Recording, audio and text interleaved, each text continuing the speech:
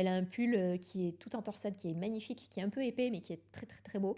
Euh, vraiment, il y a ce côté où je trouve ça dommage, en fait, de cette rétention d'informations sur les dictionnaires de points. Et du coup, la dentelle japonaise me permet de faire le step par rapport à ça. Mais tout ça, c'est que du modèle des motifs de chez Hitomishida. Ah, c'est ça, étude de style japonais. C'est Voilà, ça. celui-là aussi, là, il a été simplifié aussi. Parce que celui-là, il avait des noppes en plein milieu de motifs et je les ai enlevés aussi.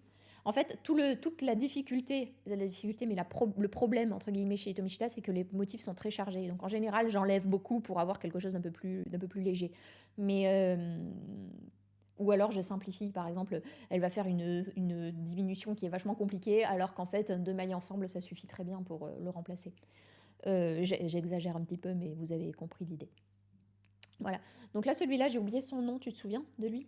C'est Yuki. Yuki. Voilà. Yuki. Yuki, Qui est d'ailleurs le pareil, modèle de aussi de mes Oui. tricots japonais avec Sakura, là, que j'ai présenté aussi. Bien sûr. Et je viens de voir, mais la plupart des modèles Oui. japonais sont en rose et violet.